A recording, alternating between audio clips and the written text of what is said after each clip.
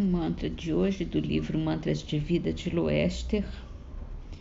Eu sou a caridade e jamais sou envolvido pelo desânimo no exercício do bem.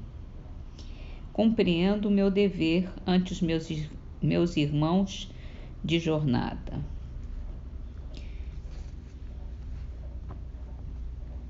Livro dos Espíritos, questão 517. Haverá espíritos que se liguem a uma família inteira para protegê-la? Alguns espíritos se ligam aos membros de uma determinada família que vivem juntos e unidos pela afeição. Mas não acreditem em espíritos protetores pelo orgulho das raças. É um laço puramente afetivo.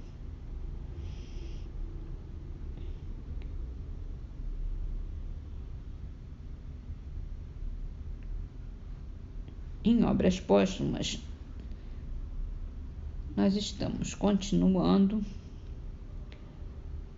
sobre a natureza do Cristo, falando sobre a diferença entre Jesus e Deus, a distinção. E agora nós vamos falar sobre pela visão de São Paulo, de Paulo de Tarso. Aí vamos ter várias citações. Paulo, que não conheceu Jesus, mas que de ardoroso perseguidor se tornou o mais zeloso e o mais eloquente discípulo da nova fé, e cujos escritos prepararam os primeiros formulários da religião cristã, não é menos explícito a respeito. Há nele o mesmo sentimento de dois seres distintos e da supremacia do Pai sobre o Filho. Então, agora, da Epístola aos Romanos, capítulo 1, versículos de 1 a 7.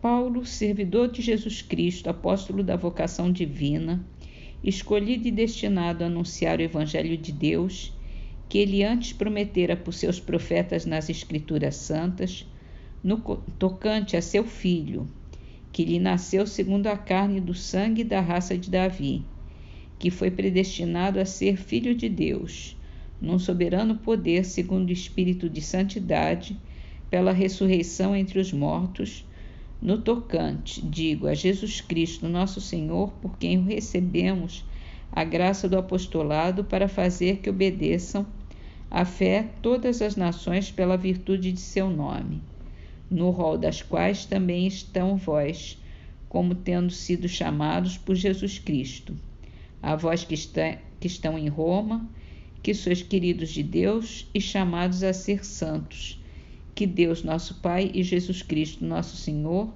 vos deem a graça e a paz.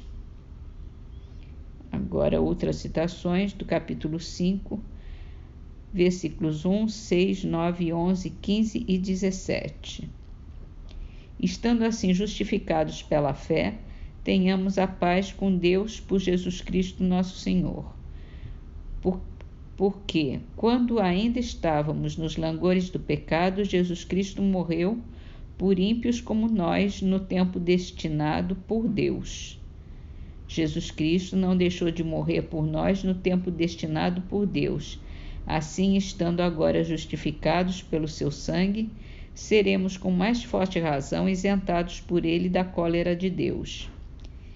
E não somente fomos reconciliados, como até nos glorificamos em Deus por Jesus Cristo nosso Senhor, por quem obtivemos essa reconciliação.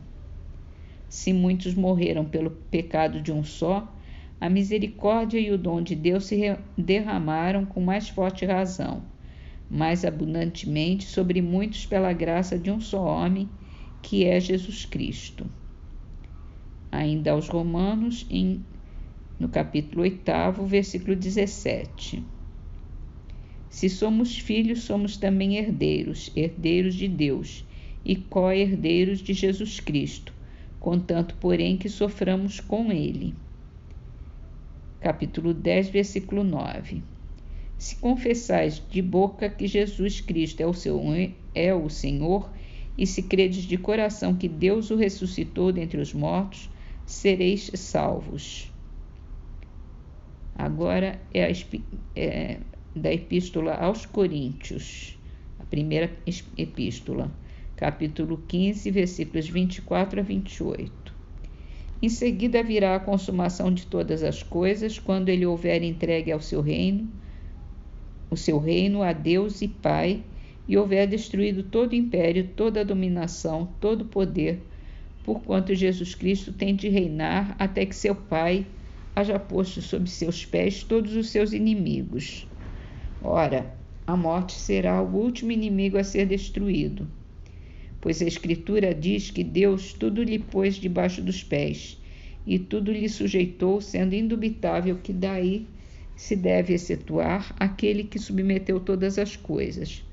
Quando, pois, todas as coisas estiverem submetidas ao Filho, então o Filho estará ele mesmo submetido àquele que lhe terá submetido todas as coisas, a fim de que Deus seja tudo em todos. Agora é a Epístola aos Hebreus, capítulo 2, versículos 9 a 13 e os versículos 17 e 18. Mas vemos que Jesus lhe fora tornado, por um pouco de tempo, inferior aos anjos, foi coroado de glória e de honras devido à morte que ele sofreu. Deus, em sua bondade, tendo querido que ele morresse por todos, por ser ele bem digno de Deus, para quem e por quem são todas as coisas, quis que, por querer conduzir à glória muitos filhos, ele consumasse e aperfeiçoasse pelo sofrimento aquele que havia de ser o chefe e o autor da salvação deles. Assim, o que santifica e os que são santificados vêm todos de um mesmo princípio. Por isso é que ele não se vexa de lhes chamar irmãos, dizendo: anunciarei o teu nome aos meus irmãos, entoar-te-ei louvores no meio da assembleia do teu povo, e augures, porei neles a minha confiança, e noutro lugar, eis-me aqui com os filhos que Deus me deu. Eis porque necessário se tornou que ele fosse em tudo semelhante a seus irmãos, para ser diante de Deus um pontífice compassivo e fiel em seu ministério, a fim de expiar os pecados do povo, pois é das penas e dos sofrimentos mesmos, pelos quais foi tentado e experimentado, que ele tira a virtude e a força de socorrer os que também são tentados. E por último, ainda a Epístola aos Hebreus, capítulo 3, versículo 1 a 4. Portanto, meus santos irmãos, vós que tendes parte na vocação celeste, considerai a Jesus, que é o apóstolo e o pontífice da religião que professamos, que é fiel àquele que o estabeleceu nesse cargo, como Moisés lhe foi fiel em toda a sua casa.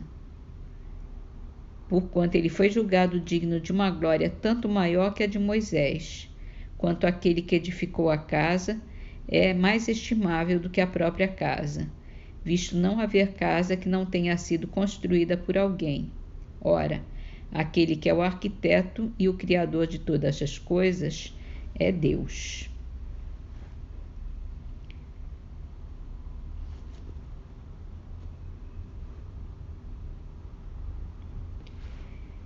Em Parnaso de Além-Túmulo, a poesia é de Augusto dos Anjos, Ante o Calvário.